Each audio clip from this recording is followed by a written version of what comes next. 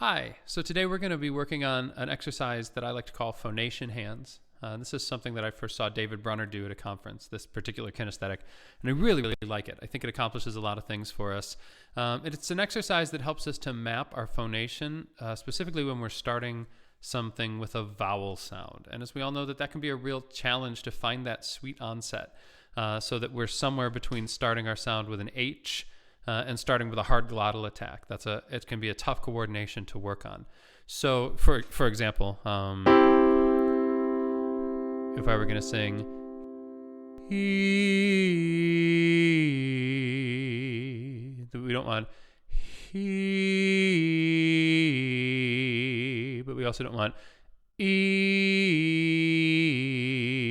with that hard front end. So this exercise is going to help us to do that.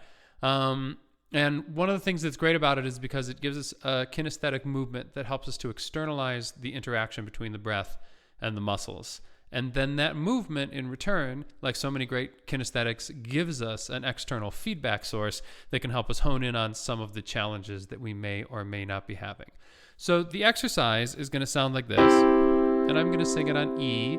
I think that's a great vowel to start on. So it's going to be E, E, E.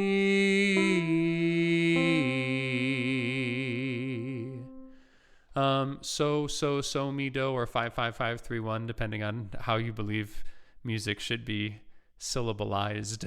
We're going to start this exercise on C major. It's a little lower than we sometimes start, but we're starting on the 5th, so it'll give us a chance to find that good clean phonation and then comfortably carry that sound forward and down so that we're not putting undue stress on the voice.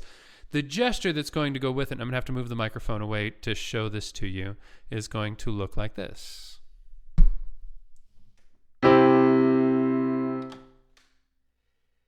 E, E, E. I'll show it to you again.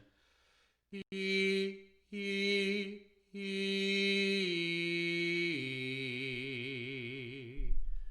So a couple of important points when you see this gesture. First is that when we take the breath in, we prepare by moving in the opposite direction of the gesture. So this essentially shows us our inhalation preparing the space. And then every time we phonate, we let the breath energy pull the chords together into that wave, right? So we want to make sure that we build the wave with our hands and aren't just going like a wind-up monkey pounding our hands together.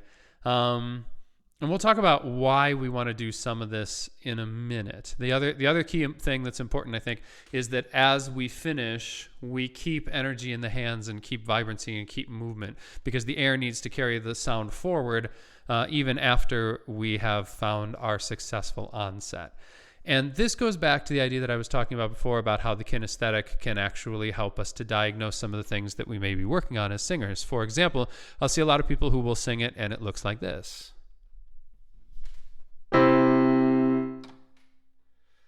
E, E, E. And you can hear in that sound that it's E, E. It's that hard glottal that we were talking about, and you can see that in the way the hands are coming together. Another thing that you'll see is that people will press the hands together too hard. E, E, E. Bringing an awful lot of weight into the mechanism that's going to inhibit the freedom of our sound. The opposite end of the spectrum, and this is something that I see almost all the time when I start working on this with singers who haven't paid attention to this part of their technique before, is that the hands don't quite come together. He, he, he. Do you hear the difference in the resonance in that sound compared to he, he, he? And all I'm doing is completing that adduction of the vocal folds or not, depending on if my hands are together. So pay attention to what your hands are doing, because they'll tell you exactly what you need to know. And oftentimes, by fixing it, you can fix it without having to really do anything intentional here, and then you can just memorize that new sensation that accompanies the fixed hands. The other couple of things that you'll see is that people don't prepare the breath. So instead of the he, they'll just he, and then we sort of trip over ourselves falling forward. And then the other thing that you'll see is that people don't keep the hands moving after the onset, and the tone sort of deadens. It doesn't keep that vitality of the breath energy moving forward, sounding like this. Where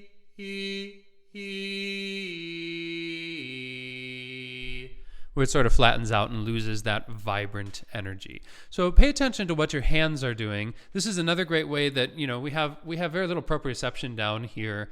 And one of the great challenges of learning to be a better singer is learning to work with a mechanism that we can't see and that much of which we can't feel directly what's happening. So it's very hard to understand.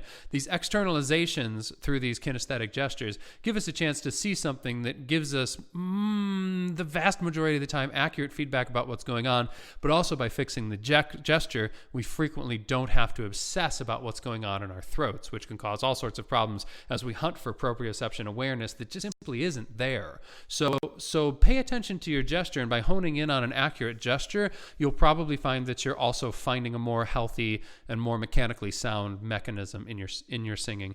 We're going to take this exercise, if you click on the exercise link, we're going to take this in all voices from C major up to G major, singing in your most comfortable octave, and if something's too high or too low, of course, not singing anything that's going to strain you. What we're looking for here is something that's going to allow us to comfortably find our best mechanism. We're not trying to build range, we're not trying to build volume, so we don't want an excess of pressure, an excess of breath in order to create sound. We're looking for something that's comfortable so that we can focus on this delicate onset.